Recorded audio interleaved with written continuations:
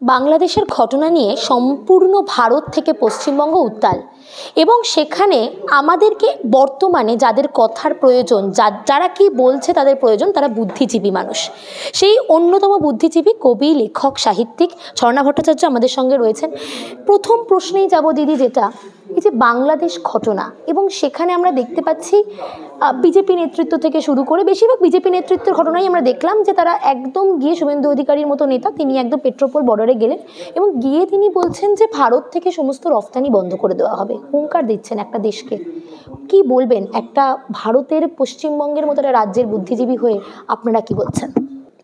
দেশ দুটো কোনোদিনই আলাদা ছিল না। আমরা কিন্তু ওই কাঁটাতারের বেড়াটাই যা ছিল, আমাদের আত্মিক যোগাযোগ বহুদিনের, সাংস্কৃতিক যোগাযোগ বহুদিনের। এমনকি আমার দ্বিতীয় বইটা বাংলাদেশ হাই কমিশনার উনি কিন্তু এসেছিলেন প্রকাশ করতে। সেখানে আমাদের এই ভালোবাসার সম্পর্ক, এবং আমার অরিজিন কিন্তু বাংলাদেশ, সেখানে দাঁড়িয়ে এরকম কাদা ছোড়াছুড়ি, এটা তো নক্কারজনক বটেই। কারণ হুঙ্কার দিয়ে কিছু হয় না। কারণ রক্তচক্ষু যখন বুমেরাং হয়ে ফিরে আসে সেটা খুব সাংঘাতিক হয়। সুতরাং এটাকে আমি সাপোর্ট করছি না। শব্দ ব্রহ্ম, শব্দের মাধ্যমে যেমন একটা যুদ্ধ তৈরি হয়, শব্দের মাধ্যমে একটা যুদ্ধ শেষ হয় এবং আবার মৈত্রীর সম্পর্ক গড়ে ওঠে। আমার মনে হয় সেই শব্দ যেন দাবানল না ছড়ায়, সেই শব্দ যেন সৃষ্টি করে, ব্রহ্মের মাধ্যমে যেন সৃষ্টি হয়। কিন্তু যেটা প্রথম, দ্বিতীয় প্রশ্নে আমি যাব যে এই যে ভারতের সঙ্গে একটা আন্তর্জাতিক সম্পর্ক রয়েছে বাংলাদেশের, ব্যবসা বাণিজ্যের ওপর, দুটো দেশের ওপর পারস্পরিকভাবে নির্ভরশীল, সেখান থেকে এরকম একটা ঘটনা এবং কিছু রাজনৈতিক কাদা ছোড়াছুড়ি, যেটা তুমিও বললে রাজনৈতিক কাদা ছোড়াছুড়ি রয়েছে, তার ফলে ভারতের তো অনেকটাই ক্ষতির দিকে ভারত এগিয়ে যাবে।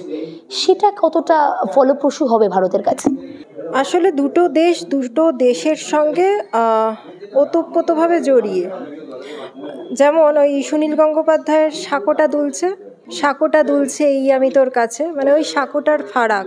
এক তো অর্থনৈতিক একটা ক্ষতি হবেই, কিন্তু মানসিক ক্ষতিটাও বড় ক্ষতি। বাংলাদেশে আমরা শো করতে যেতাম, বাংলাদেশ থেকে এখানে শো করতে আসতেন, বাংলাদেশ বইমেলায় শো করেছি, আমাদের বই বাংলাদেশে যেত, বাংলাদেশের বই এখানে আসতো।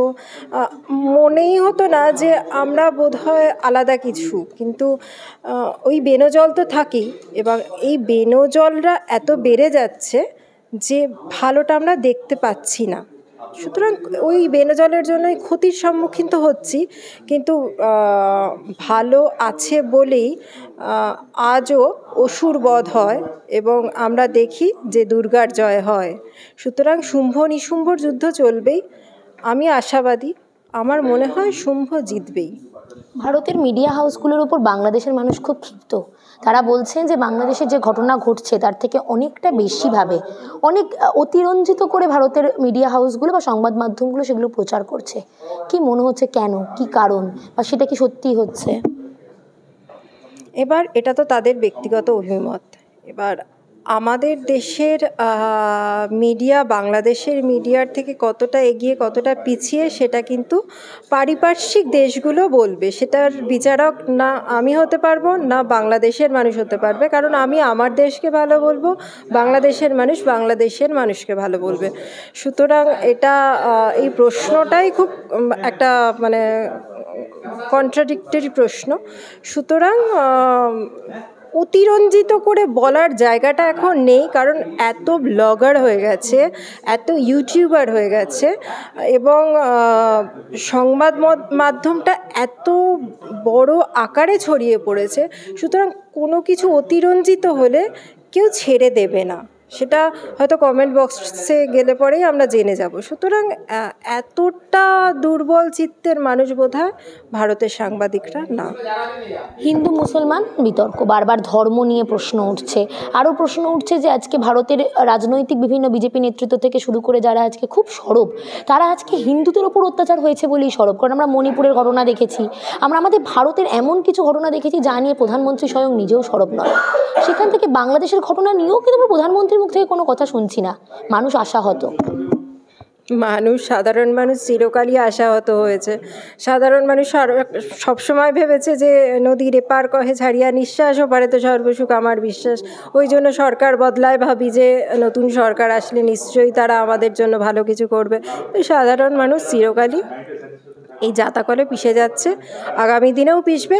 সাধারণ মানুষ যতক্ষণ না নিজেরা নিজেদের গলা তুলবে ততদিন সোনার দেশ, সোনার বাংলা তৈরি হবে না। কারণ কোনো সরকার সোনার বাংলা বা সোনার দেশ তৈরি করে না। সিংহাসনে বসাই আমরা, সিংহাসন থেকে টেনে নামানোর ক্ষমতাও আমাদের আছে। আমাদের যদি মনে হয় যে সিংহাসনে বসে আছে সে দুষ্ট রাজা, তাকে কিন্তু আমাদেরই নামানো উচিত। সুতরাং অন্যায়কে যদি আমরা প্রশ্রয় দিই, সেই বৃক্ষের ফল আমাদেরই খেতে হবে। সংখ্যালঘু অত্যাচার বারংবার আমরা দেখতে পাচ্ছি। এই যে হিন্দু মুসলমান বিতর্কে আবার আমি একটু ফিরে যাই, কারণ আমাদের দেশে আমরা সংখ্যালঘুদের অত্যাচারও দেখছি, আবার বিদেশের বা বাংলাদেশের আমি সংখ্যালঘুর অত্যাচারের কথা দেখতে পাচ্ছি। এই যে সংখ্যালঘুর অত্যাচার কতটা ক্ষতি করছে দেশকে, একজন সাহিত্যিক হয়ে তোমার কি ধারণা? ধর্ম তো ধারণ করে, এবার সংখ্যালঘু আর সংখ্যাগরিষ্ঠ কারা, এখন সেটাই বিতর্কের মুখে। এবার ক্ষতি তো করছেই, ক্ষতি তো আমাদের মানসিক গঠনকে ক্ষতি করছে, আমাদের আগামী প্রজন্মের ক্ষতি করছে, এবং সার্বিকভাবে সমাজে কলুষতা ছড়াচ্ছে। সুতরাং যে ধর্ম ধারণ করে সে ধর্ম ধ্বংস করছে। কিন্তু আজকে হিন্দু বা মুসলিম এই ব্যাপারটা আছে বলি কি আজকে ওখানে হিন্দু অত্যাচারিত বলেই কি আজকে এতটা মাতামাতি, বা আমাদের দেশে আজকে মুসলমান বা সেই সংখ্যালঘুরা অত্যাচারিত বলেই কি আজকে মাতামাতিটা নেই? কেন যে হচ্ছে বুঝতে পারছি না। এটা কিন্তু যারা চেয়ার আঁকড়ে বসে আছে তাদের বোধহয় স্বার্থসিদ্ধি হচ্ছে। কারণ প্রত্যেকটা ধর্মগ্রন্থে কিন্তু একই কথা লেখা আছে, যদি আমরা খুব ভালোভাবে পড়ি। তাকে প্রেসি করলে সে একটা জায়গাতে গিয়েই আমরা আটকাবো, কিন্তু আমরা ভুল পথে চালিত করছি। এবং এই ধর্মযুদ্ধটা চললে কিছু এই রকম মাঝখানের মানুষ, তারা বোধহয় কিছু এর থেকে লাভ পাচ্ছে, এবং সেই সব মানুষকে কান ধরে টেনে বের করে দিলে পরে এই ঝামেলাগুলো থাকবে না, এবং সেই দায়িত্ব কিন্তু আমাদেরই নিতে হবে।